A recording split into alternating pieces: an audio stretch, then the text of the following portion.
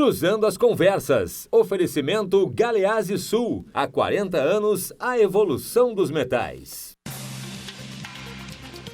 Boa noite, eu sou Guilherme Macalossi, está começando aqui na RDC TV mais uma edição do Cruzando as Conversas, programa de debates noturno a partir das 22 horas e 30 minutos, logo depois do Jornal da RDC.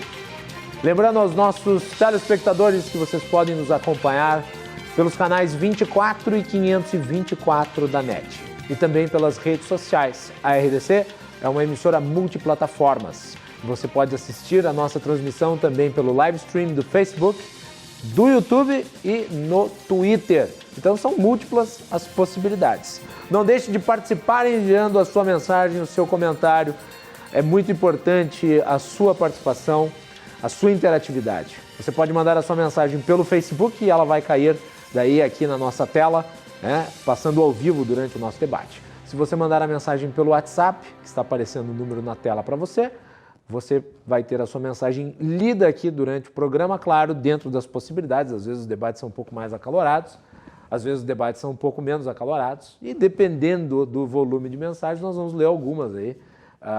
Mas é sempre importante que você envie a sua participação. Se você está assistindo pelas redes sociais, compartilhe, curta, faça o programa se expandir, repercutir. O debate é muito importante e hoje nós vamos falar sobre uma questão que mexe com paixões. A questão envolvendo a posse e porte de armas através do decreto que foi promulgado não faz muito tempo pelo presidente Jair Bolsonaro e que agora está sendo contestado dentro do Congresso Nacional. Houve uma votação no Senado, o Senado votou pela derrubada do decreto e agora a questão está na Câmara dos Deputados. E pela expectativa, também é bem provável que o decreto acabe sendo derrubado ali também. Para além disso, há uma discussão no Supremo Tribunal Federal.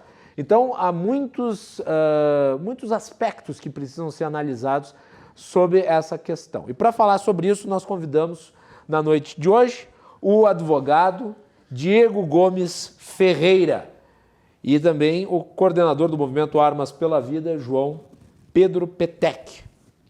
Para falar sobre isso também convidamos o policial civil, historiador, mestre em Direito, especialista em Direito Penal e Processual Penal, Leonel Hadi. E o mestre em Ciências Criminais, professor e sociólogo, Saulo Bueno Marimon. Esta mesa quase repete a formação da última vez que nós debatemos o assunto, à exceção do Leonel. Os demais já estavam aqui e já fizeram várias argumentações relativas ao primeiro dos decretos, não a este último, mas ao primeiro decreto, que era estritamente um decreto relativo à posse, não a porte. Este segundo decreto, ele já trata, e é exatamente por isso que está sendo contestado em muitos casos, de porte. Então, nós convidamos estes especialistas para debatermos essa questão aqui no programa. Vamos lá. Diego, começo por ti. Boa noite. Bem-vindo aqui ao Cruzando as Conversas novamente.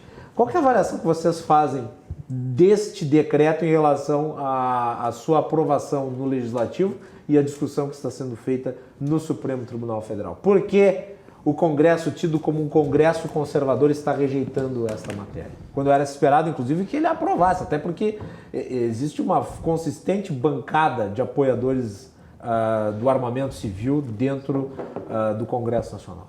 Bom, boa noite, Guilherme, todos os presentes aqui, telespectadores. O decreto ele veio cumprir um papel de restaurar o que deveria ser uma normalidade do relacionamento entre o cidadão e o Estado com relação à questão de arma de fogo.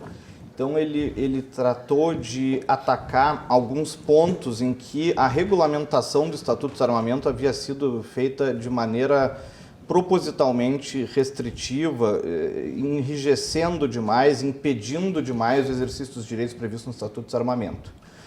A gente tem, na verdade, um problema no Estatuto do Desarmamento que é um problema comum a vários diplomas, que é uma lei com excesso de delegação regulamentar.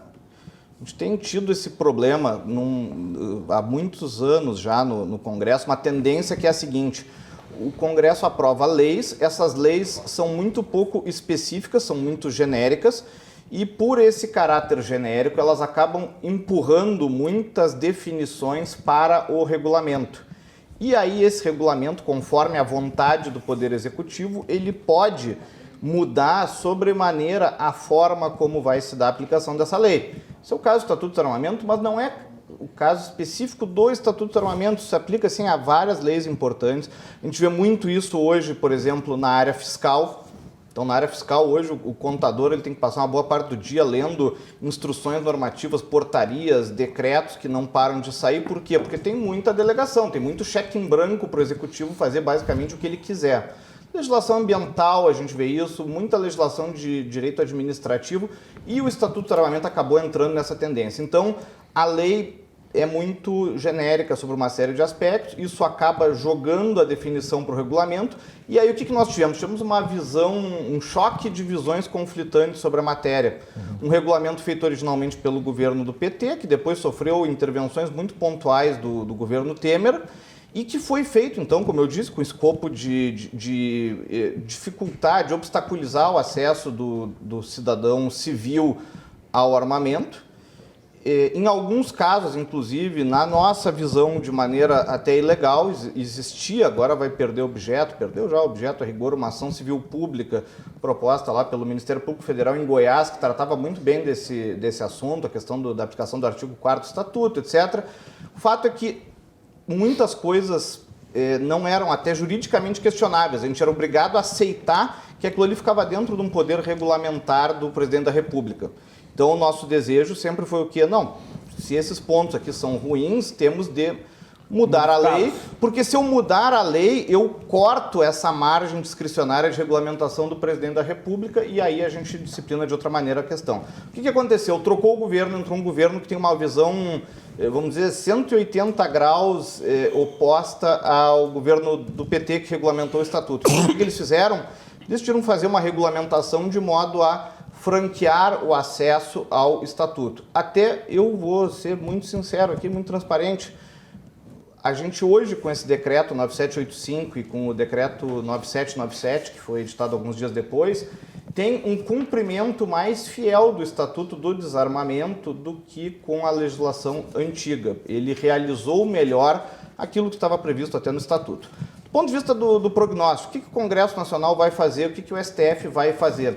Se o Congresso Nacional e o STF se ativerem a aspectos estritamente técnicos, eu não tenho dúvida de que o decreto vai ser plenamente mantido, ficaria muito tranquilo, mas o que de fato vai acontecer ainda está muito em aberto, principalmente lá com o Congresso Nacional. Até acho que o STF muito possivelmente acabe não enfrentando diretamente o mérito da legalidade ou não dessa legislação, por causa de alguns precedentes, alguns posicionamentos do STF com relação ao cabimento de controle de constitucionalidade, mas o Congresso vai analisar, provavelmente, o presidente da Câmara já prometeu, e é possível, sim, que haja a rigor uma sustação. Eu estava vendo hoje a discussão em relação a isso, e até me informei a respeito dos bastidores, é de que boa parte do decreto poderia eventualmente ser modificado e alterado para projetos de lei que já mudassem o escopo jurídico atual, adaptando o decreto à legislação vigente sem necessariamente derrubá-lo. Basicamente eu vi isso da boca, se não me engano, da Joyce Hasselman, que é líder do governo. É uma das discussões do que se estabeleceu no Congresso, eventualmente, se votar um projeto de lei, vamos dizer assim, a toque de caixa, pegando algumas inovações que o decreto trouxe com relação ao decreto anterior, tornar aquilo ali lei e, em contrapartida, alguns pontos, só que ninguém esclareceu exatamente quais pontos seriam, com relação a alguns pontos que o decreto trouxe que seriam avanços, fechar a porta com relação a eles. Então seria, na verdade, tornar a legislação mais analítica com relação à matéria. Então eu vou ter um caráter menos genérico da lei federal, tornar o estatuto mais específico e aí isso subtrairia, vamos dizer assim, essa margem regulamentar. Dependendo de como se fizer isso, até pode ser positivo, porque o fato é que, como eu disse, o estatuto em muitos pontos ele é um cheque em branco.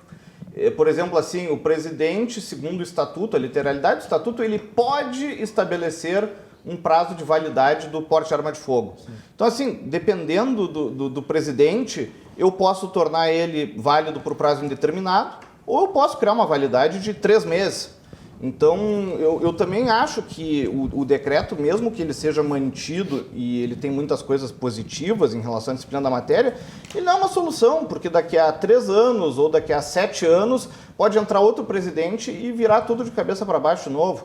Então, eu acho... Mas é natural da democracia que um governo que tem uma filosofia diferente da do outro modifique. Mas a gente precisaria ter um pouco de estabilidade, porque isso diz respeito muito, vamos dizer assim, à vida desses cidadãos. Eu não acho bom, por exemplo, assim, que hoje eu não possa ter porte, daí amanhã eu posso ter porte, daí depois de amanhã eu não posso ter porte novo. O ideal seria que houvesse alguma estabilidade. Por isso até que, assim, eu não gosto dessa tendência, vamos dizer, mais moderna, de delegação ao poder executivo para a regulamentação. Não acho que isso seja uma coisa positiva. Agora, qual é o problema? Tem gente lá no Congresso Nacional, na votação que houve no Senado, que diz o seguinte: não, isso aqui o presidente não poderia ter feito por decreto, ele teria que ter feito isso por lei. Mas a verdade é que ele poderia ter feito por decreto, e aí essas pessoas não gostaram da consequência da lei, que acaba sendo muitas vezes quase com um cheque em branco. Agora, eles deveriam se focar em alterar a lei. Então vamos definir, queremos isso, não queremos aquilo. Isso deveria valer para outras matérias também. Eu não, como eu falei, eu não gosto dessa tendência como um todo. E tem casos até que são até, vamos dizer, piores que os do desarmamento. Tem matérias, às vezes, de direito administrativo, ali, tributário, ambiental, em que eu tenho um poder até maior de alteração de normas, inclusive algumas com consequências penais. João Pedro, que é advogado criminalista, por exemplo, ele vai saber que o tráfico de drogas é o tráfico daquelas substâncias que estão lá, sei lá, numa portaria, numa resolução da Anvisa. Quer dizer, então, a rigor, se a Anvisa quiser, ela pode legalizar o crack amanhã e ano que vem proibir de novo.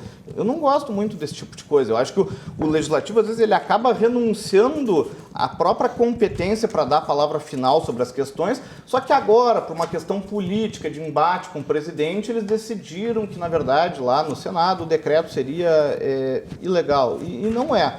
Prognóstico, não sei, vamos ver. Estou contando com que haja bom senso da Câmara. Muito bem. Saulo Marimão, prazer recebê-lo novamente no programa, boa noite. Boa noite, é uma honra estar aqui diante dessa bancada qualificada e uma boa noite a todos que nos assistem em casa pela internet. Bueno, estivemos aqui há, o quê, um mês? Mais ou menos? Um pouquinho mais que mais que um mês. E as coisas parecem, pelo que eu vislumbro, mudaram um pouco o rumo pelo que se imaginava. Primeiro assim, por que o presidente Bolsonaro incorreu em erro formal, jurídico, que o Senado, o MPF, PGR, se não me engano também, uma Procuradoria Federal, do Ministério Público Federal também, entendem que é inconstitucional o que foi feito através de decreto. Bueno, o Estatuto do Desarmamento é uma lei federal. Sendo lei federal, ele só pode ser modificado pelo Parlamento por lei federal. Quando houve uma instrução normativa de 2005 a 23... 23 de 2005. Ela foi feita pelo diretor da Polícia Federal, porque cabia à Polícia Federal o controle das armas no Brasil, que antes era da DAMI, da Polícia Civil, dos Estados Federados. Então, ele regulamentou, através de uma instrução normativa, que é o documento jurídico adequado para esse momento, as regras do que tange à lei federal. Diego, assim, eu entendo a tua preocupação que a lei fique muito aberta ou ampla, só que a legislação nunca vai poder enfrentar tudo, efetivamente, a miúde, sob pena de tornar um inchaço legislativo maior ainda. E aí que está o detalhe. Eu falei no outro encontro e repito. Quando nós falamos sobre o espírito, sobre o princípio norteador desse decreto, dessa lei, é o Estatuto do Desarmamento. Que é uma lei. É uma lei. É desarmar, ou seja, controlar a venda de armas de fogo no nosso país. O decreto que o Bolsonaro fez, ele dá, literalmente, desculpe uma linguagem popular, um balão no parlamento e um balão na própria norma. Porque, na prática, vira o Estatuto do Armamento, não mais do Desarmamento.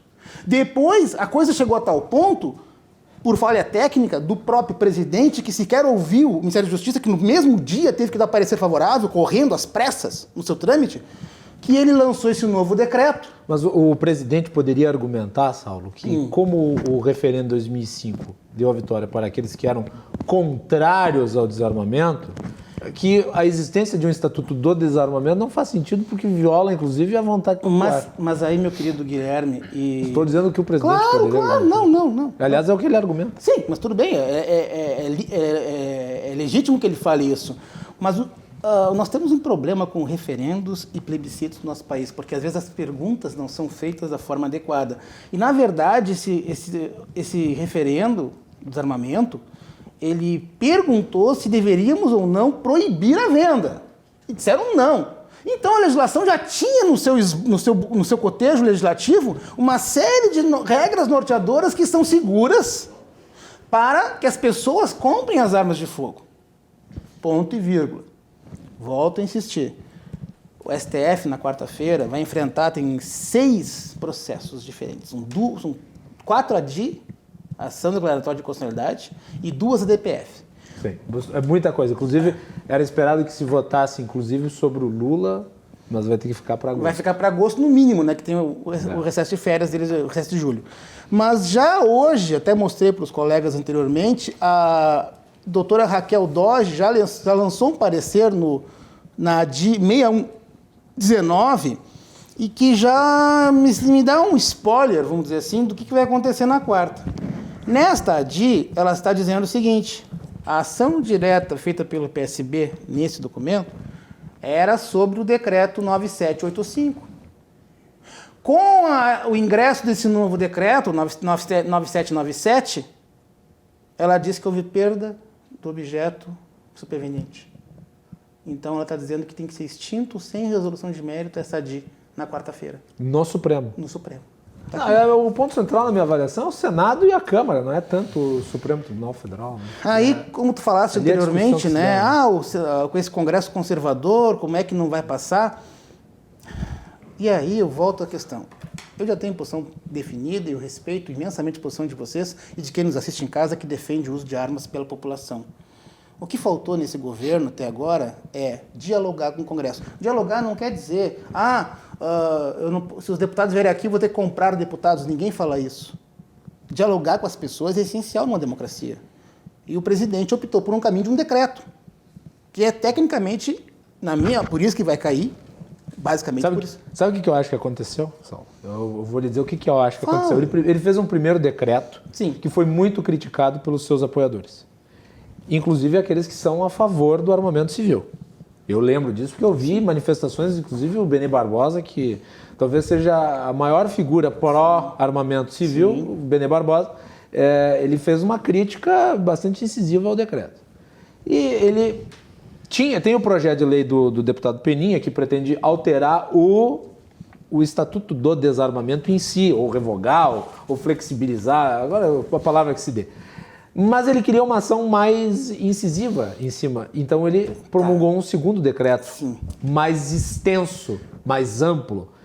Claro que neste contexto ele o fez e não causou uma boa reação no Congresso Nacional, porque eu acho que o Congresso queria participar da coisa. Mas Guilherme e amigos que nos assistem, a bancada, tem um senador, que agora não vou lembrar o nome, deixa eu ver se eu tenho aqui, eu tenho o parecer 56 de 2019 do Senado Federal, que definiu, né, a suspensão do decreto, e tem um senador da República que é da corrente do Bolsonaro, que tentou fazer um projeto que tentasse fazer uma espécie de meio de campo. Vamos tentar fazer alguma coisa, tirar aquilo, tirar um pontinho, porque nesse parecer que saiu vencedor, o senador Vital do Rego, da Paraíba, se não me engano, ele elenca nominalmente, artigo 2º, artigo 9º, parágrafo 8º, 13º, artigo 11, 19. Esses são os problemas. Faltou habilidade política. O governo abandonou esse senador, que teve parecer, o parecer foi declarado não aprovado, foi rejeitado, a própria sorte, ignorando o senador. Faltou diálogo. Por que o Flávio Bolsonaro, como senador da República, não conversou com seus pares sobre isso? Ou seja, o governo está assim, eu quero isso aqui. Aí aprova. O Congresso diz, só um pouquinho, peraí. Aí ele chega na população, pessoal, os congressistas não estão a favor da gente. Isso me lembra um pouco, na medida que o historiador aqui é ele, que vai falar isso depois, me lembra um pouco o Jânio. O Jânio agia dessa forma, uma forma pouco dialogada, uma forma que não... Eu não estou nem discutindo o mérito, porque eu sei que quem está em casa e que defende o armamento não vai olhar para mim e dizer, mas agora que esse cara falou isso, eu vou repensar. É difícil, as pessoas estão muito convictas das suas ideias. De um lado e do outro. Exato, concordo comigo. Concordamos. Mas o fato é que precisa o presidente falar com o parlamento. Não pode tirar um poder. E o que ele fez de forma, como eu falei anteriormente, foi um balão tirando o parlamento da jogada. Bem. Na minha ótica é isso, para começar. Muito bem. João Pedro, bem-vindo novamente. Boa noite. Muito obrigado pelo convite, Guilherme. É um prazer estar aqui novamente no programa. Boa noite a todos os colegas de bancada, a todos que nos assistem em casa, pela internet, por todos os demais meios, redes sociais, etc. A nossa visão em relação, eu digo, do movimento Armas pela Vida, do qual eu sou um dos representantes, tem uma visão bastante clara em relação à viabilidade e à possibilidade constitucional deste decreto.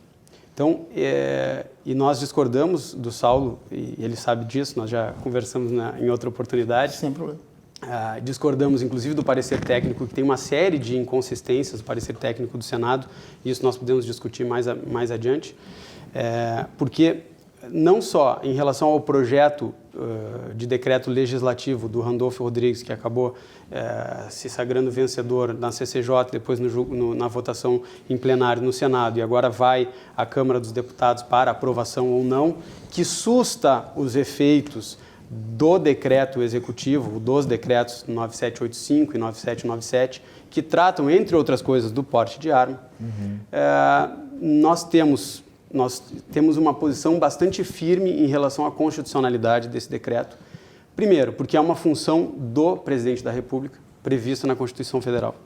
Então, o decreto, e nos governos anteriores, os presidentes utilizaram de decretos para regulamentar normas que o Congresso havia aprovado. E é esse exatamente o caso que nós estamos vivenciando hoje. Nós temos um Estatuto do Desarmamento, que, independentemente da forma como tenha sido aprovado, muito próximo do Natal, na calada da noite, no dia 22 de dezembro de 2003, foi aprovado. Depois, em 2005, nós tivemos um referendo que contrariava esse espírito da lei, que o Saulo referiu, de desarmar a população, e isso não foi respeitado. E não foi respeitado por quê? Porque, embora houvesse uma suposta previsão na lei na manutenção da comercialização de armas de fogo, e quando as pessoas votaram no referendo de 2005 que elas queriam adquirir armas de fogo, que elas, portanto, queriam que se comercializasse, porque quem quer que se comercialize quer adquirir, porque senão não haveria motivo para comercializar sem adquirir. Então as pessoas queriam adquirir, e é isso que elas disseram, embora a pergunta, inclusive, tenha sido uma pergunta bastante capciosa naquele momento. O sim e o não foram utilizados também para confundir a população na ocasião da votação. Então houve uma série de problemas que não cabe agora nós discutirmos, mas que desde o início a população brasileira, em sua ampla maioria, os votantes tiveram lá, 64% da população foi contrária ao desarmamento.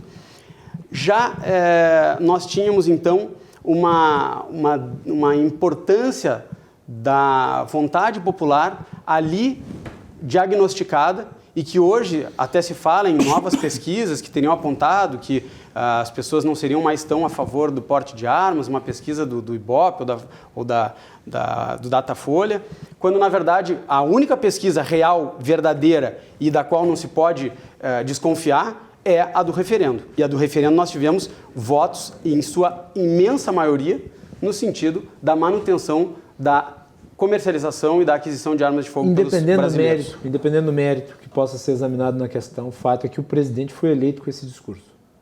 Sim. Se ele foi eleito com esse discurso, subsiste ali a questão de que uma parte considerável dos seus eleitores continuam favoráveis a esta demanda.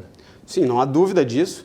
Independente de se ter opinião a favor ou contra. Mas mesmo que ele tivesse sido eleito com esse discurso, se não estivesse dentro das competências dele a regulamentar uma lei federal, ele não poderia fazer isso, mesmo que o discurso tivesse sido esse em campanha. A questão é, o discurso foi este em campanha porque ele sabia que poderia regulamentar isso via decreto, porque assim a Constituição permite. Então, o próprio artigo 10º, para termos uma ideia do que é essa regulamentação, a lei ela vai lá e diz no artigo 10º do Estatuto do Desarmamento, por exemplo, a autorização para o porte de arma de fogo de uso permitido em todo o território nacional é de competência da Polícia Federal e somente será concedida após a autorização do Sinarme. Aí nós vamos lá para o parágrafo 1º, que diz o seguinte: a autorização prevista neste artigo poderá ser concedida com eficácia temporária e territorial limitada nos termos de atos regulamentares. Então é isso que a lei diz. A lei não definiu qual é o prazo, qual é a extensão territorial, não estabeleceu uma série de funções que deixou a cargo das regulamentações posteriores e, inclusive, hierarquicamente menores. Foi o caso da própria instrução normativa que o Saulo referiu, quer dizer, uma instrução normativa que está muito abaixo hierarquicamente na estrutura legal do Estado Democrático de Direito brasileiro, já definia uma série de quesitos, inclusive para fins de presunção da efetiva necessidade para algumas categorias, lá em 2005. Isso ninguém nunca, jamais, de lá para cá, propôs que fosse inconstitucional. Então hoje nós temos um decreto que está acima da instrução normativa, regulamentando praticamente as mesmas coisas, agora por meio de decreto, então hierarquicamente superior àquela norma regulamentadora anterior, e nós estamos vendo uma discussão sobre uma inconstitucionalidade que não existe. E qual é por que não existe essa inconstitucionalidade e por que estamos tratando disso agora? Porque há um movimento político que, dentro do Congresso, busca fragilizar o governo por diversos motivos e está utilizando esse fundamento da inconstitucionalidade do decreto para fragilizar politicamente o executivo. Mas tu não achas que se o governo tivesse ido falar com os congressistas, como o Saulo falou, ele teria talvez um apoio maior para ver aprovado até mesmo a modificação do Estatuto do Desarmamento? Poderia ter, mas aí eu te pergunto, Guilherme, nós temos desde 2012 o projeto de lei 3722, que altera profundamente o Estatuto do Desarmamento, restabelecendo uma série de funções legais e respondendo aos interesses da população, que até agora não foi votado. Está pronto para ir a plenário, já passou por todas as comissões, está pronto para ir a plenário, dependendo apenas da presidência colocar em votação. Por que não se tomou essa dianteira antes? Por que os congressistas que agora dizem que defendem essa bandeira, mas que não se movimentaram nesses últimos 6 anos, por que agora eles iriam se movimentar com o apelo do governo federal, do governo do executivo? É isso que nós nos perguntamos. Esse projeto estaria pronto já para ser votado há muito tempo. Meu querido João, não pode ignorar que a dialética do Congresso, ou seja, a dinâmica, é muito forte. O projeto não é fácil. Não é fácil. A coisa é muito inconstante. O que hoje tu defende, amanhã tu pode discutir e rever os seus conceitos. O que me parece assim, por exemplo, por que o pessoal que defende o armamento... Aliás, a pergunta que era feita nos armamentos era a seguinte: se o comércio de armas deveria ser proibido no Brasil. Proibido pressupõe-se totalmente. Então, não pode ser proibido, logo pode ser permitido. E aí, dentro de critérios que o próprio Estatuto de Desarmamento colocou em 2003, que esse decreto violou através de uma manobra feita pelo nosso presidente da República. Mas alguns dizem que o Estatuto do Desarmamento violou, através dos critérios subjetivos, aquilo que havia sido estabelecido pelo referendo. Mas não porque assim... Por exemplo, aquela ideia de mas a gente tinha que se discutir a pergunta. A pergunta claro, foi essa. Claro. Deve ser proibido, sim ou não? Não foi proibido. Beleza. A pergunta, na época, foi feita, de repente, tinha que se refazer a pergunta. Não, eu acho que a pergunta foi muito mal feita. Mudar a tônica. Mas aí, de novo, Guilherme, a questão é como é que a gente vai fazer uma pergunta interpretativa muito ampla para a população? Fica difícil. É complicado. É que, na verdade, deveria ter sido feito um plebiscito, né? E não um referendo só sobre um artigo. Pode ser? Desculpa, encerrei aqui. Não, tu pode até concluir, porque eu gostaria de puxar a palavra. Não, claro, que ainda não falou. só queria fazer essa observação. Estou me atravessando em Pataganza aqui. Então tá.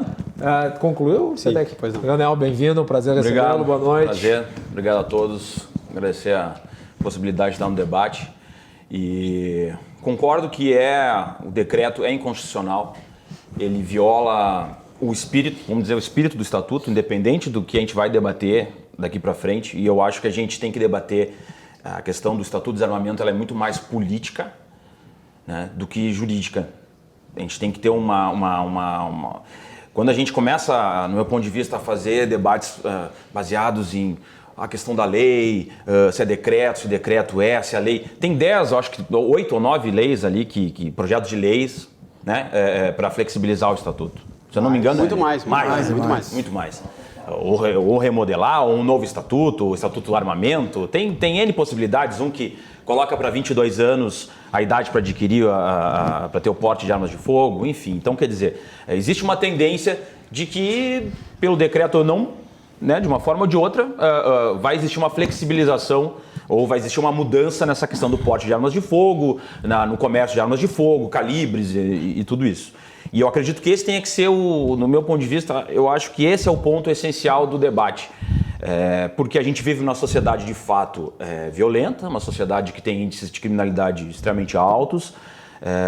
E claro, quando tu coloca essa situação de que a pessoa pode vir a se defender portando uma arma de fogo e que isso pode ser uma forma de ela ter uma garantia de vida sua ou da sua família, isso mexe com o imaginário e mexe com a questão que as pessoas querem, né, ter uma qualidade de vida. Querem segurança, elas querem andar na rua. Né? E eu acredito que tem que ser ser o debate. Porque tem um dado essencial, né, já saindo um pouco dessa questão do debate sobre o decreto, sobre isso, tem um dado essencial que é o seguinte: esse ano, 2019, no primeiro trimestre, o Brasil viu uma queda do número de homicídios em 24%. É bastante. E foram em vários centros urbanos. Em Porto Alegre foi 44%.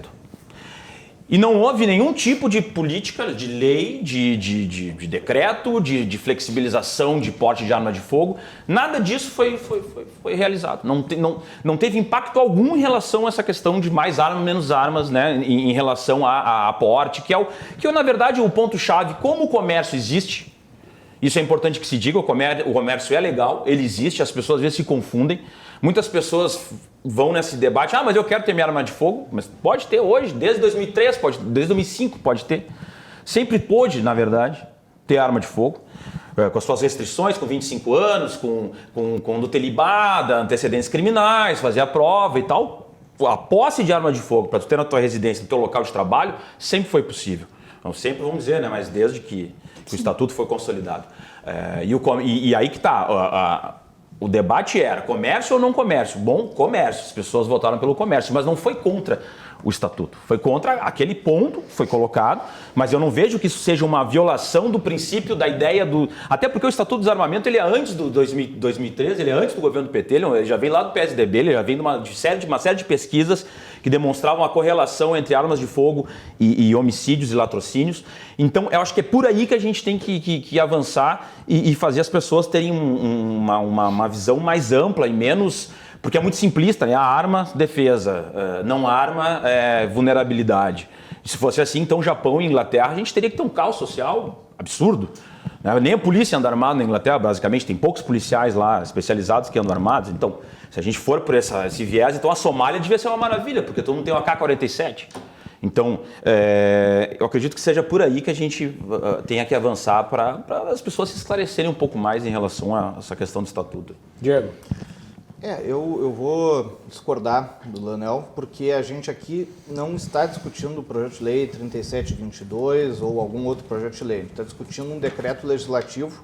O decreto legislativo ele é uma ferramenta de harmonização do equilíbrio dos poderes. Então, a discussão fundamental aqui, na verdade, por mais que a discussão mais empolgante seja posse e porte de armas, eu acho uma discussão mais divertida, o fato é que a discussão aqui é a sustação de um decreto do Executivo pelo Legislativo. O decreto legislativo ele é uma figura que visa a manutenção do equilíbrio entre os poderes. Ela é uma ferramenta de harmonização dos poderes da República. Qual é o pressuposto de um decreto legislativo?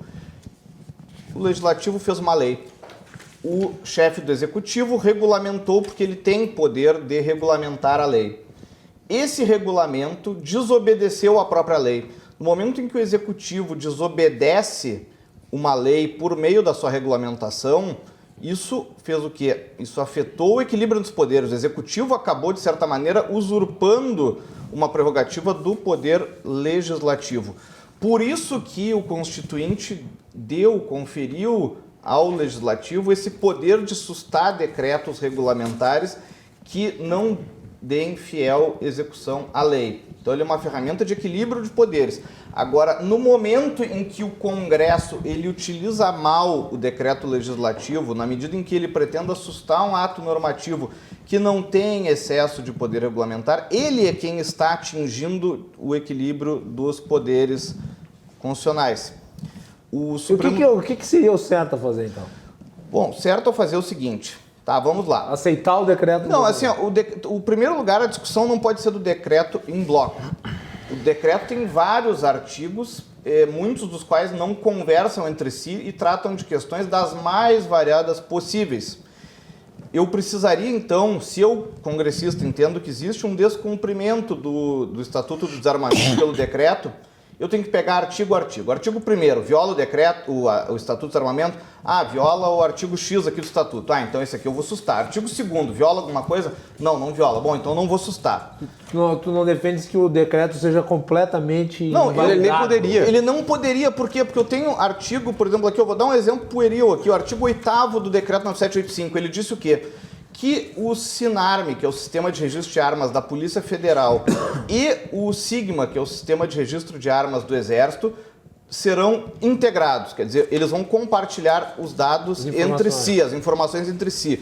Hoje, por exemplo, quem tem acesso ao SINARME, a polícia tem acesso ao SINARME, a polícia não tem acesso ao SIGMA. Então, se o Leonel, por exemplo, prender uma pessoa e abordar alguém na rua, essa pessoa tem uma arma registrada na Polícia Federal, ele consegue acessar o sistema e saber se aquela arma existe, se é verdadeiro o registro ou não. Se a arma for registrada no Exército, ele não tem à mão aquele dado, ali só o Exército tem. E ele pode, inclusive, na profissão dele, no exercício da função dele, estar praticando uma ilegalidade, que é o fato de prender em flagrante alguém que esteja com uma arma registrada por um documento falso. Ou ser enganado por... Eu acabo não tendo um meio de verificação. Então, assim, o artigo 8º diz que vai haver esse compartilhamento de informações. Perfeito.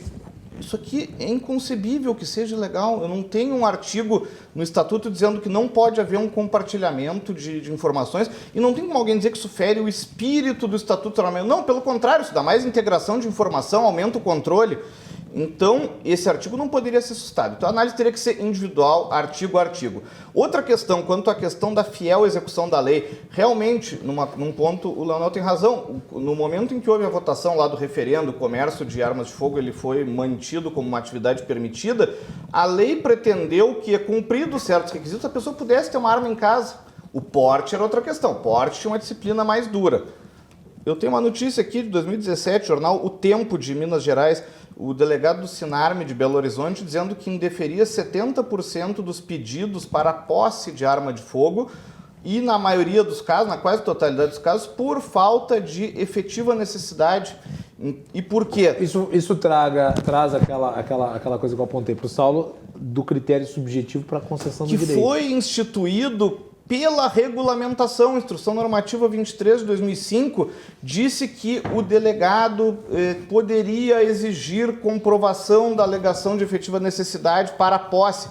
A partir disso, se criou um entendimento na maior parte das delegacias de Polícia Federal e com a aprovação do governo na época, de que não só o porte teria uma análise discricionária de necessidade, como também a posse. Então, na prática, em muitos estados ou regiões de estados do Brasil, não, a pessoa não pode ter uma arma em casa e a lei pretendia que isso fosse possível.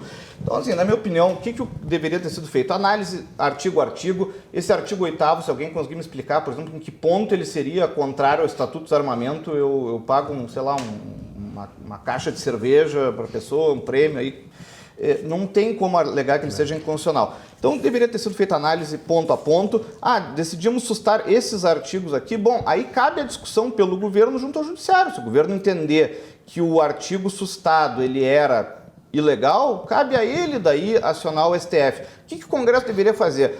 Não gostei que o presidente aumentou o prazo de validade do porte para 10 anos. Puxa, mas o presidente pode, porque o Estatuto ele é explícito dizendo que vai haver restrição de validade territorial ou temporal nos termos do regulamento. Quer dizer, isso ficou franqueado ao regulamento, o estabelecimento disso.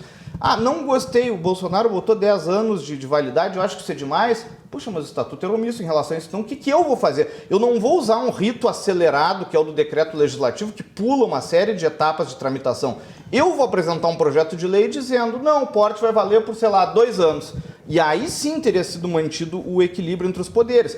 Só que a tramitação de um projeto de lei é demorada. O Congresso, então, não foi o Bolsonaro que deu uma curva no Estatuto de Desarmamento. O Congresso acabou, o Senado, por enquanto, dando uma curva no equilíbrio entre os poderes e deixando de apresentar um projeto de lei. E por isso o governo poderá, eventualmente, na hipótese remota ou não, de que a Câmara dos Deputados aprove o projeto legislativo, que acione o Supremo Tribunal Federal contra o projeto legislativo para restabelecer, aí sim, alguns ou a totalidade do decreto executivo. Mas por isso que eu friso aqui a questão ela diz respeito ao cerne da Constituição, que é o que? Equilíbrio entre poderes. Para mim, essa é uma discussão até mais importante do que a própria questão de se as pessoas devem ou não ter arma de fogo. Nós vamos fazer intervalo. Na volta, o Saulo e o Leonel trazem os seus apontamentos sobre as questões colocadas aqui pelo Diego. Também vou querer ouvir mais o João a respeito disso. Cruzando as Conversas está debatendo o decreto do presidente Jair Bolsonaro sobre posse e porte de armas de fogo. Mande a sua mensagem, participe. O que você acha do decreto? Você é a favor? Você é contra? Você é a favor do desarmamento? Você é contra o desarmamento? Por favor, a sua participação é essencial. Já voltamos.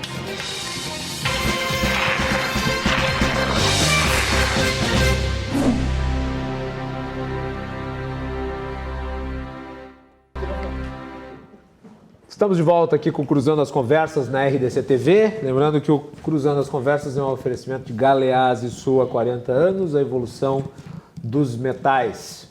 E nós temos na mesa hoje debatendo sobre o decreto do presidente Jair Bolsonaro sobre posse e porte de armas, o Diego Gomes Ferreira, o Leonel Rádio, o João Pedro Petec e o Saulo Bueno Marimon. Muito bem, senhores. Temos também a participação dos nossos telespectadores. Depois eu vou ler aqui as mensagens, são várias. E também lembrando que você pode participar pelo Facebook, pelo WhatsApp. É só mandar sua mensagem, sua interatividade é fundamental para o nosso programa. Não deixe de curtir, compartilhar, para que o programa se torne cada vez mais repercutido aí nas redes sociais. Então, nos ajude a levar esse debate adiante, porque é um debate muito importante para todos nós. Muito bem. Leonel, sua avaliação aí da fala do Diego Gomes Ferreira. Eu volto a frisar, acredito que... é o debate mais ideológico, não, mas é que a questão técnico. É essa. Eu acredito que a questão do decreto, ser inconstitucional ou não, principalmente, onde é que o decreto, no meu ponto de vista, é inconstitucional? Quando ele começa a elencar as categorias que podem ter o porte de arma de fogo. Ali... Caminhoneiro, agente de trânsito, advogado em função, enfim, começa a elencar... Jornalista. Exato. Ali, ele, no meu ponto de vista, ele passa... Em cobertura policial. Em cobertura. Não, mas de qualquer forma... Mas olha, do jeito que está a política, eu posso enquadrar. Mas enfim, nesse ponto, ele vai de encontro, ele bate de frente ao Estatuto do Desarmamento. É indiscutível.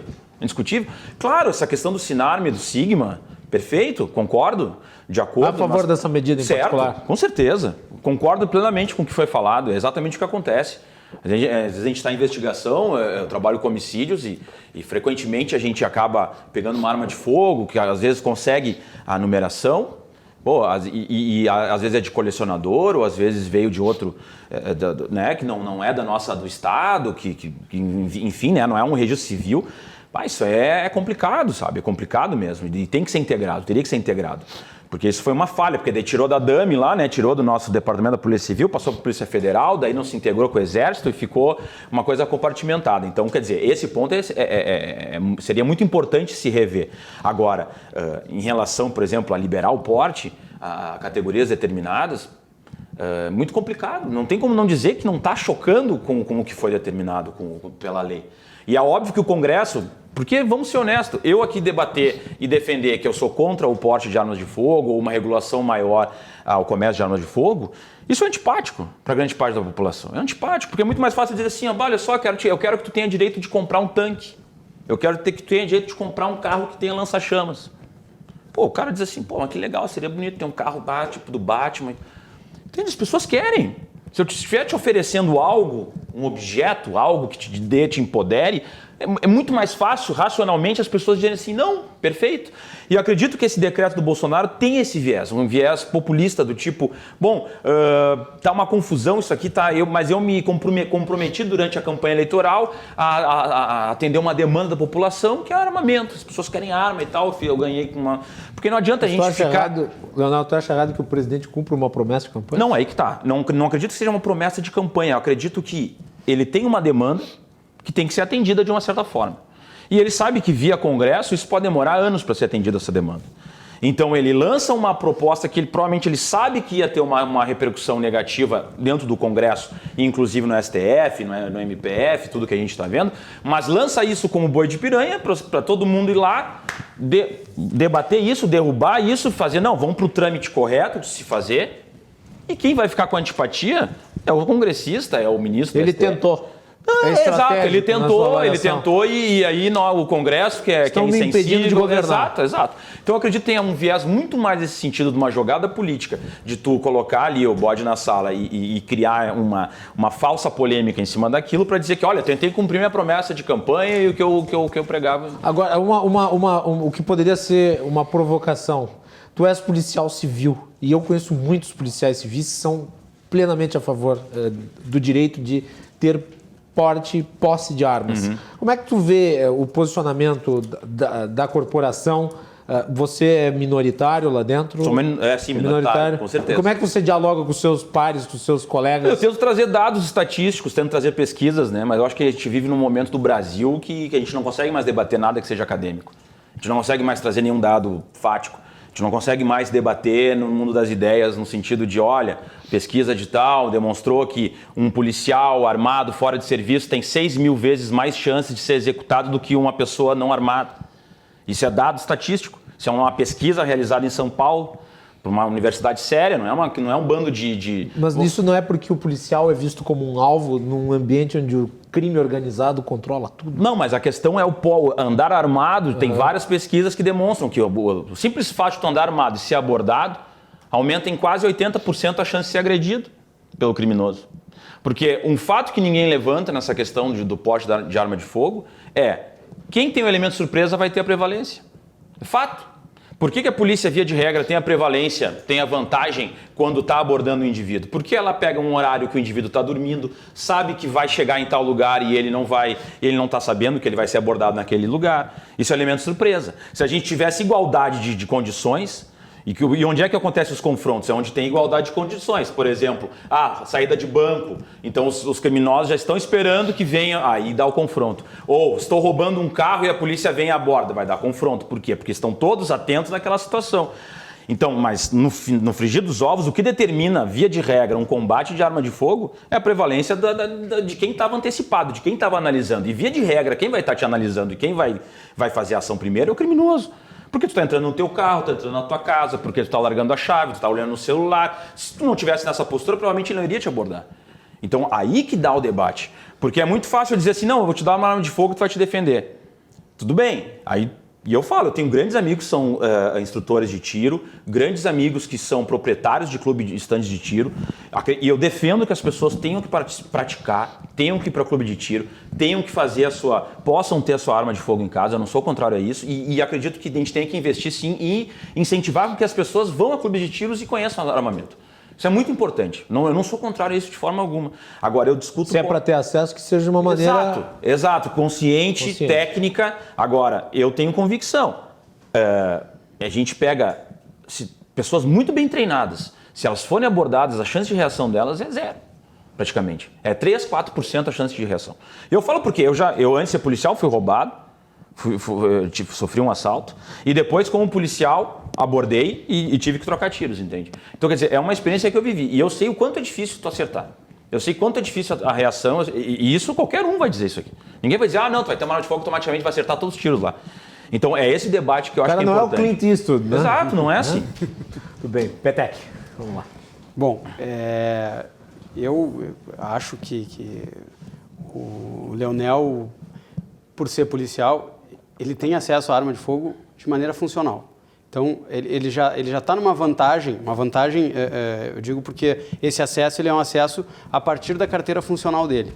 Então, ele já está numa situação destacada em relação ao cidadão comum que não tem acesso à arma de fogo. E por que não tem acesso? Porque mesmo que isso tenha sido previsto no Estatuto do Desarmamento, quando lá se falou no artigo 4º, para a posse de armas será necessária apenas a declaração de efetiva necessidade. Declaração que é um ato unilateral em que a pessoa declara ter efetiva necessidade. Ela não tem que comprovar absolutamente nada. Esse era o espírito da lei do Estatuto do Desarmamento. Então era possibilitar que as pessoas, mediante declaração, pudessem, cumprindo todos os demais requisitos, ter acesso a armas de fogo. O que nós vimos de lá para cá? Nós vimos instruções do próprio Ministério da Justiça, na época, que determinavam que deveria haver a comprovação da efetiva necessidade para a posse, quando a lei faz uma clara distinção ao referir que para a posse de armas bastaria a declaração, para o porte de armas seria necessária a demonstração da efetiva necessidade. O próprio legislador utilizou duas expressões totalmente distintas justamente para caracterizar situações distintas. O legislador, o espírito da lei já demonstrava isso. Olha, para a posse basta a declaração. Para o porte, bom, aí é necessário uma demonstração. E isso não foi respeitado, portanto as pessoas não têm direito a ter armas de fogo no Brasil. Tá? Infelizmente, essa é a realidade dos fatos. Mas agora não mudou com o primeiro decreto do Bolsonaro, não se tornou mais fácil? Claro, agora, o que nós dizemos é até a entrada do Bolsonaro na presidência da República, nós tínhamos era essa situação.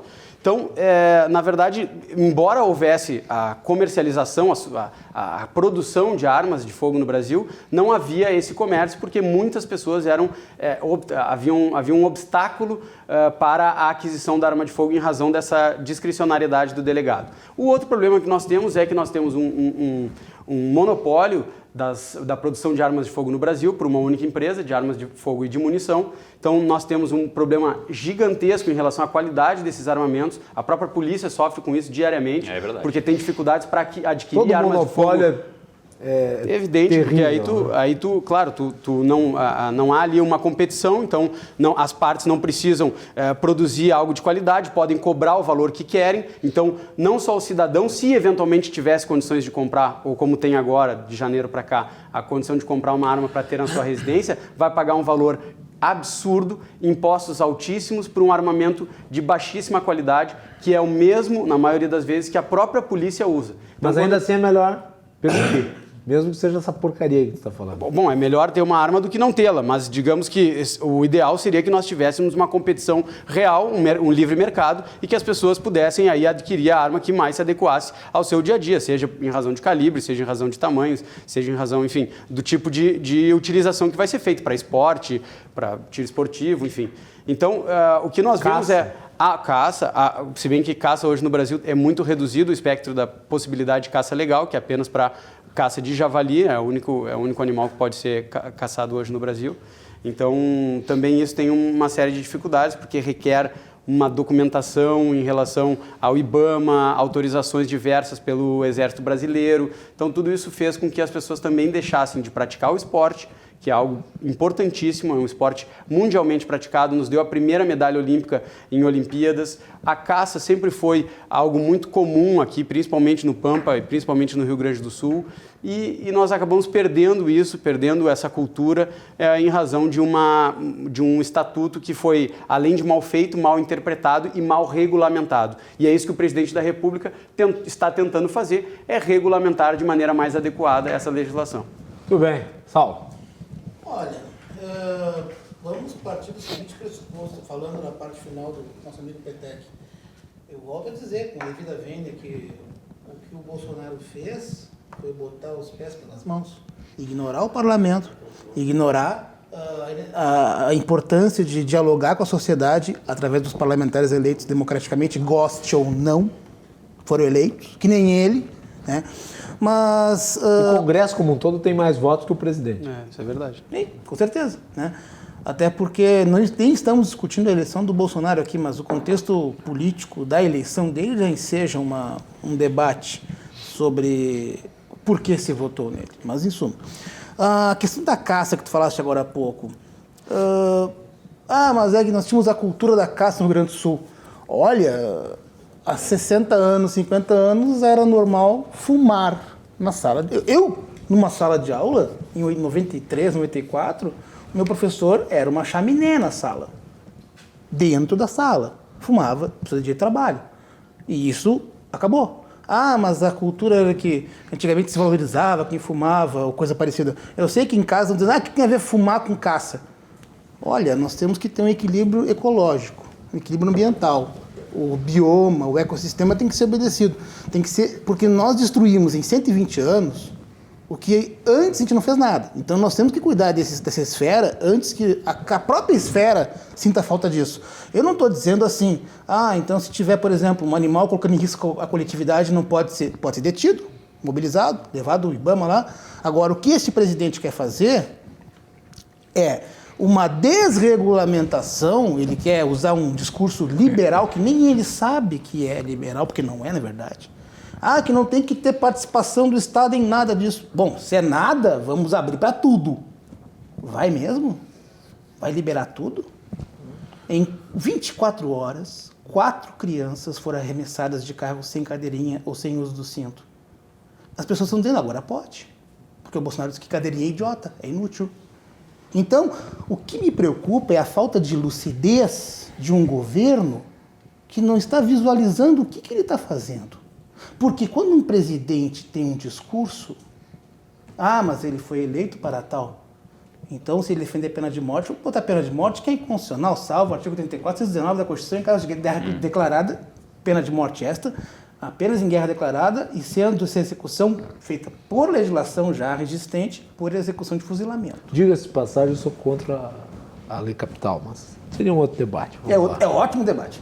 Mas o que me preocupa é que as pessoas elas vão acreditar que ter uma arma em casa dá segurança. E não dá segurança. Por que baixaram os índices de violência recentemente? Trabalho policial de inteligência.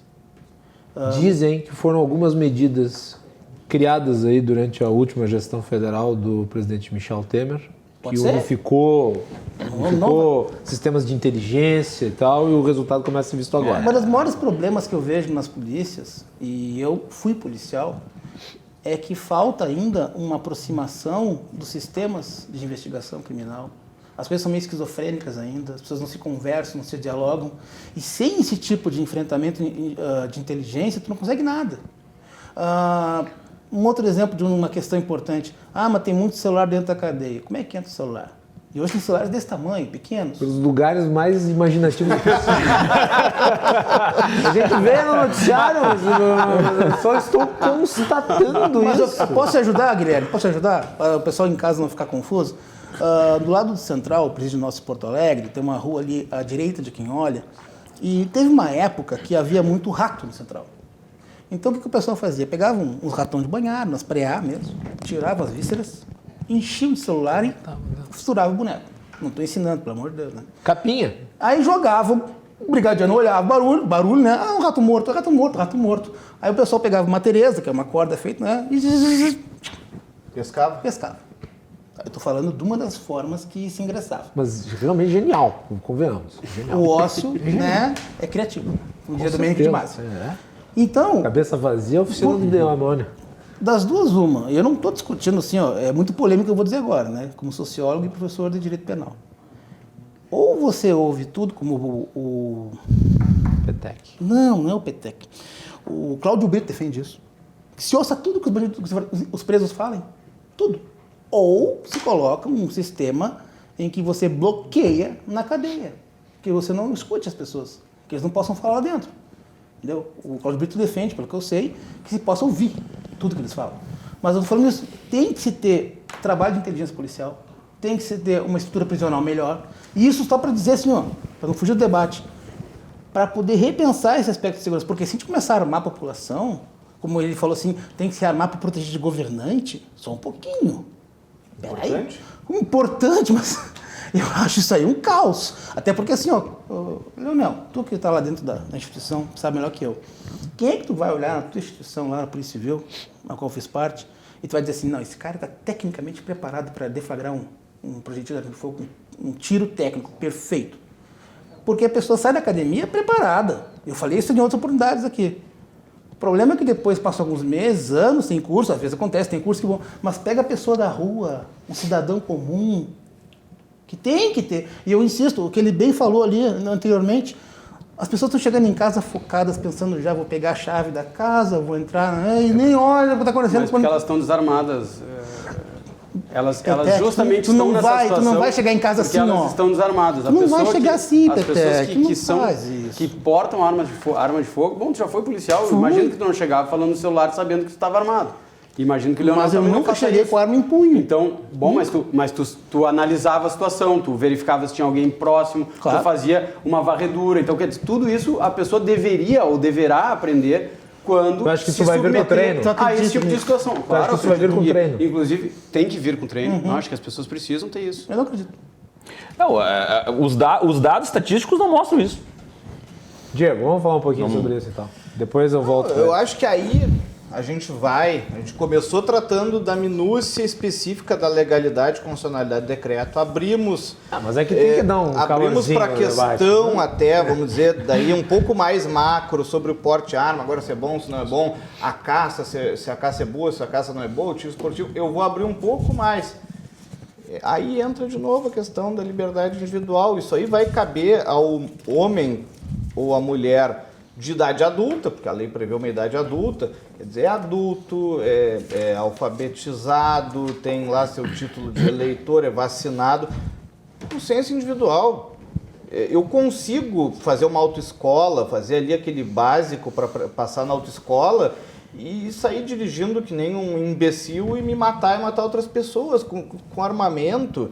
A pessoa, mas vai ter cara que vai chegar distraído em casa e vai ser assaltado, etc. Olha, aí entra a questão que a gente coloca, que é as pessoas têm que ter autonomia, as pessoas têm que ter liberdade, o Estado não tem que ser babá das pessoas. Eu não quero o Estado dizendo se eu posso ou se eu não posso, se eu sou maduro ou não sou maduro. E se eu posso correr riscos ou não posso correr riscos. Se eu quero correr um risco, que é um risco, é uma decisão minha, eu sou adulto, eu vou ter que correr esse risco ou não, e eu não quero que tenha lá, vamos dizer, o Estado dizer, mas eu acho que esse risco não é bom. Aí sim, isso é liberdade. Quanto à questão da defesa, vamos dizer, contra o Estado, quem dentre nós aqui pode colocar a mão no fogo e dizer, eu tenho certeza de que a ordem institucional democrática do Brasil, ela é invulnerável.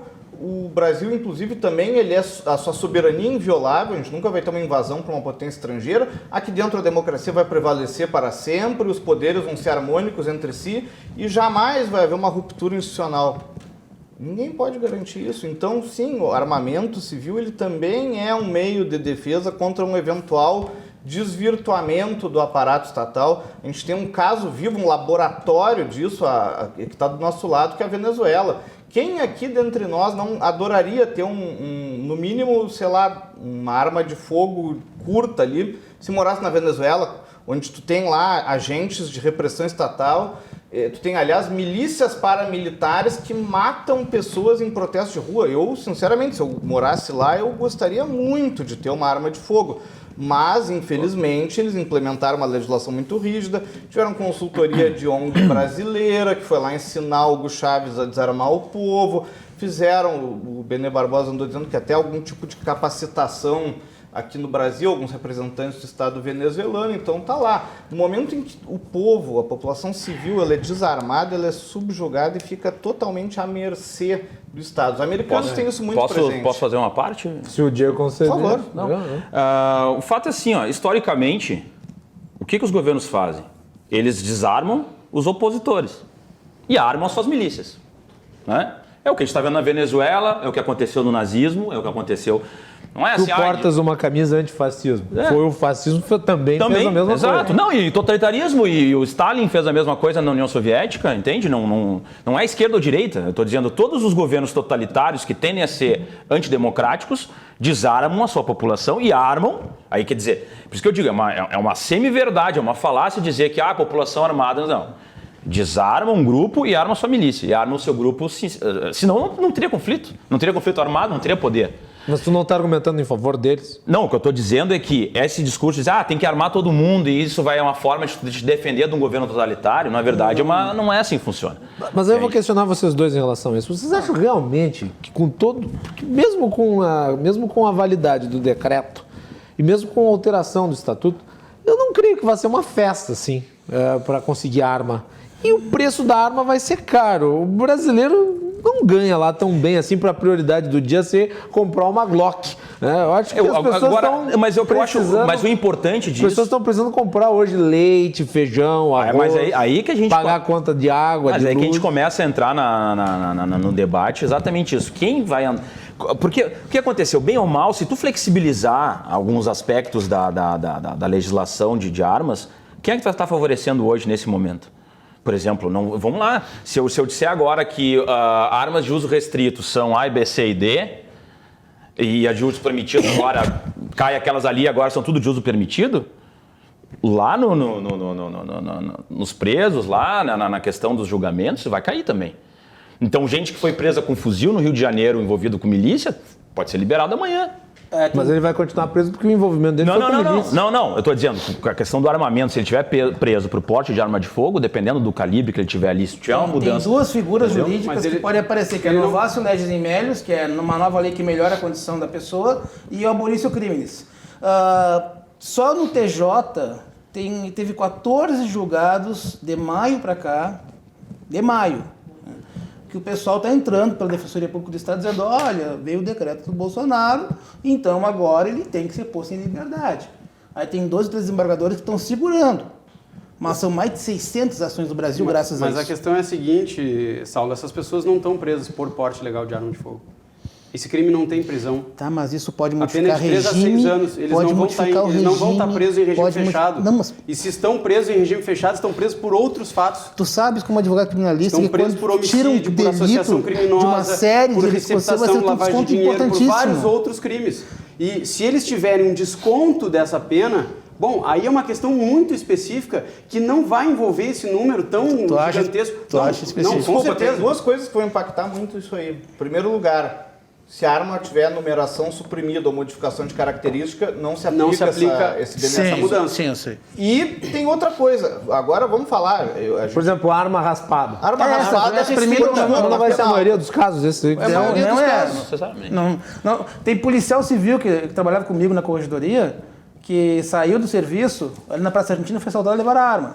Então, um dos problemas que tem, esse excesso de armas que vier na coletividade, é que as pessoas poderão correr o risco de serem retiradas essa arma da sua... Mas você acha que essa é a maior fonte de captação de armas do crime organizado? Não, mas não, é que assim, qualquer fonte, eu insisto que nem falei no debate, precisamos de um controle maior de fronteira, precisamos sim. Por exemplo, tu não sabe disso, eu acho, não sei.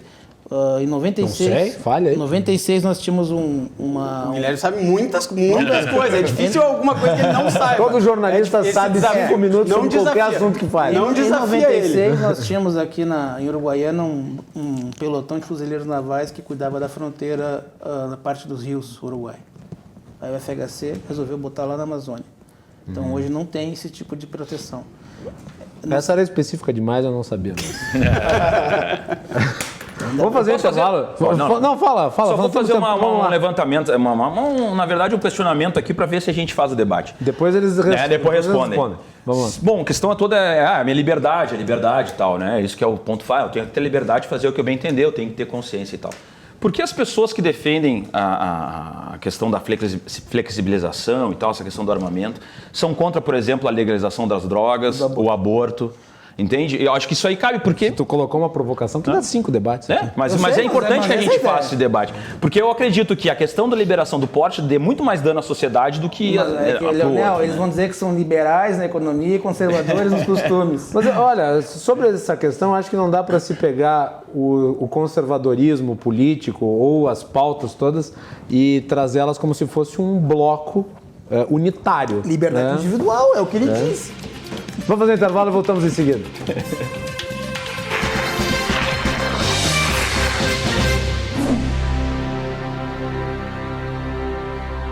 cerveja aguada e sem gás. Voltamos aqui com o Cruzando as Conversas. Nesse bloco final, já peço aqui a compreensão dos nossos telespectadores e também dos nossos debatedores. Teremos só 5 minutos de programa. Por quê? Porque o debate foi muito interessante, foi muito rápido, em virtude da qualidade dos nossos integrantes da mesa. E lembrando que o Cruzando as Conversas tem apoio e oferecimento de Galeazzi Sul, há 40 anos, a evolução dos metais. Nosso público está participando através de mensagens aqui. Vou ler aqui algumas e depois eu passo para os nossos debatedores. Boa noite. Alto nível dos participantes discordam, mas são educados e polidos. No interior, na campanha e fazendas no Breu é necessário para a defesa pessoal da propriedade e abigeato é importante a arma como defesa. E o do Mário comentário. Outro comentário. Olá, meu nome é Rivas. Sobre o debate do desarmamento, cito que o Estado e os senadores não respeitam a opinião popular. O referendo foi majoritariamente a favor da venda de armas. Elegemos um presidente com reconhecida pauta armamentista. No próprio site de consultas populares do Senado, a maioria votou a favor do armamento. A senadora Cátia Abreu também possuía arma quando vivia no interior, mas votou contra a posse e porte. O mesmo em relação à votação que ele menciona aqui na Câmara dos Deputados. Temos aqui uma mensagem aqui. Mas aí é uma provocação, né? O Renato Nunes está perguntando para ti, Leonel, o que é fascismo? Ele disse, gostaria de saber do policial antifascista o que é fascismo. Fica para uma outra hora, ele responde num outro debate, senão vai... Fala, me procura no WhatsApp. Me procura no Insta, no Face. Aí. Vamos lá. Baita ilusão achar que chegar armado em casa vai te dar mais segurança. Baita ilusão achar que o criminoso vai ter medo do cidadão armado. Essa falsa sensação de segurança através das armas é vendida por governos que não querem investir na verdadeira segurança pública. Deixa eu só fazer um comentário então em relação a esse, a esse telespectador que nos enviou a mensagem. Rápido, né? Curto que nem coisa de ter porco. Tá, Lawrence Saltin Jr. nos Estados Unidos já fez uma pesquisa entrevistando criminosos em presídios federais que revelou que 39% deles já haviam desistido de cometer crimes porque descobriram na hora ou antes que a vítima estava armada. Então existe sim um elemento que incapacita ou inviabiliza a ação criminosa se o criminoso desconfia ou sabe que a vítima está armada. Então há sim respaldo em relação a isso e pode ser que eventualmente a pessoa queira inclusive correr esse risco se for o caso se mesmo que ela tenha eventualmente seja vítima de um delito. Como cidadãos, temos o dever e o direito de exigir do Congresso a manutenção do decreto do presidente Bolsonaro, pois já vigorou o tempo suficiente para o poder público demonstrar a sua incapacidade de fazer reduzir a criminalidade. Ao contrário, aumenta, o que é pior, viola o mais sagrado direito do homem, o direito à legítima defesa da sua vida, sua liberdade e sua propriedade. A outra aqui dando uma paulada no Bolsonaro. O presidente foi eleito por bombardeio de fake news via WhatsApp e nem assim foi vontade da maioria. Ela diz assim, armas pela vida e churrasco pelo veganismo. Agora, quanto a essa observação em relação ao presidente Bolsonaro, a gente sempre tem que pensar no seguinte, a população escolhe um presidente baseado em fatores racionais. Este e os demais. É um erro de quem reduz o eleitorado do Bolsonaro a parvos que votaram nele por ignorância, tão grande quanto imaginar que os que votaram no PT no passado, por exemplo, no Lula em 2 ocasiões, na Dilma em 2 ocasiões, o fizeram por medo de perder benesses sociais exclusivamente por esses fatores. Não é assim que as coisas funcionam, né? Existem inúmeros fatores que levam as pessoas a escolherem determinados governantes. Senhores, nós temos pouco tempo aqui para considerações finais. Eu passo para o Diego para ele responder a pergunta que foi feita pelo Leonel. Vamos lá. Tá, rapidão.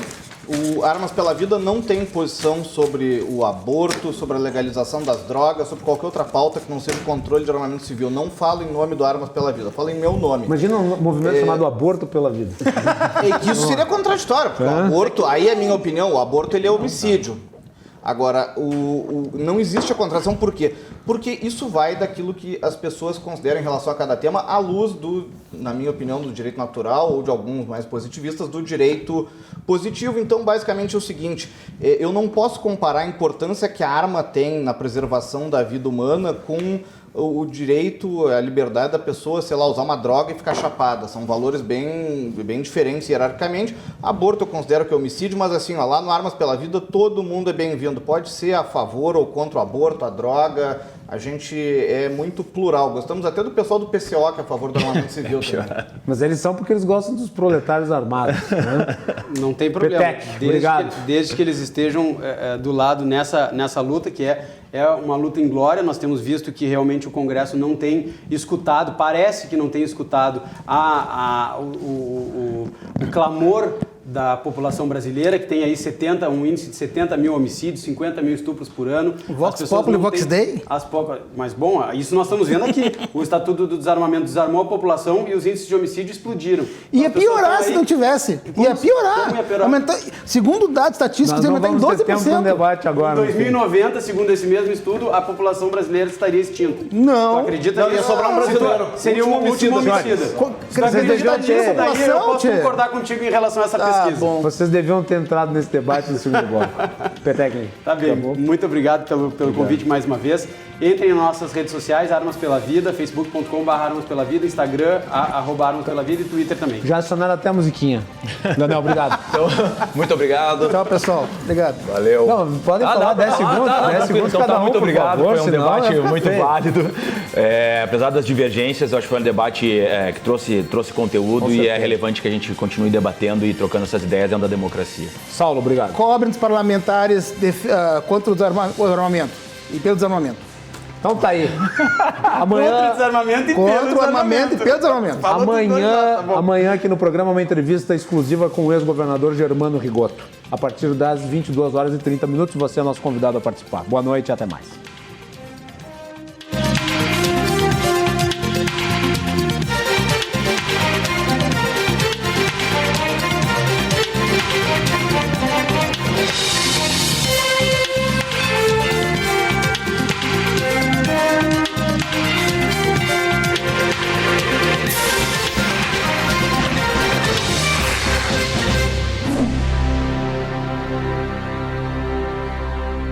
Cruzando as Conversas. Oferecimento Galeazzi Sul. Há 40 anos, a evolução dos metais.